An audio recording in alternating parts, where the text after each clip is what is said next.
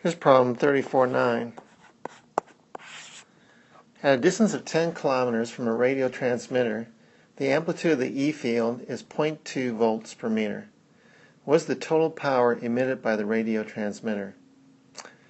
If we know the amplitude of the E field, or E max in this case, at that point, which is 0.2 volts per meter, then we're able to calculate the energy density at that point.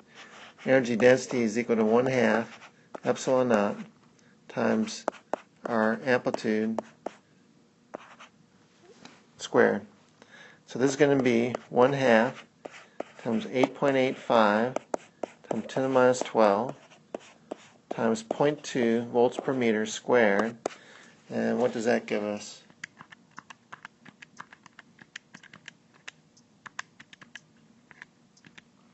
.77 times 10 to the minus 13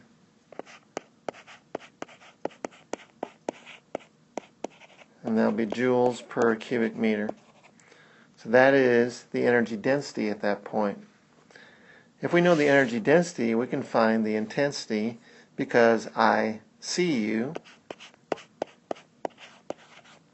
So the intensity is going to be equal to the speed of light, 3 times 10 to the 8 meters per second, times the energy density, 1.77 times 10 to the minus 13.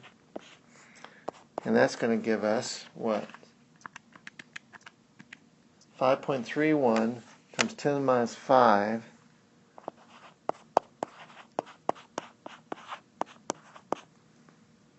watts per meter squared. This is representing the intensity at that point. If we imagine that we had some kind of power source and it was emitting power in all directions, so at some radius we were able to measure the intensity at that radius.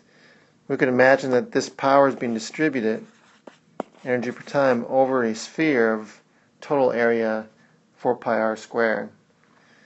In general, the intensity at any point would be equal to the power per area.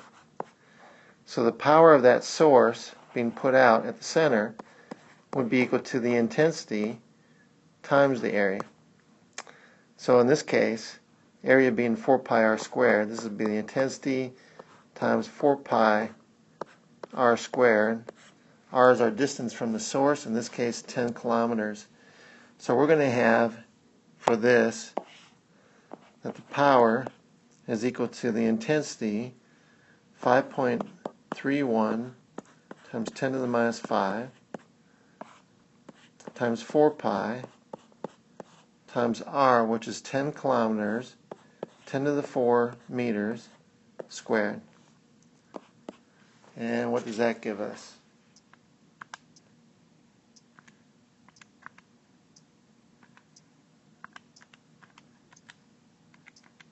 That is 6.67 times 10 to the 4 watts.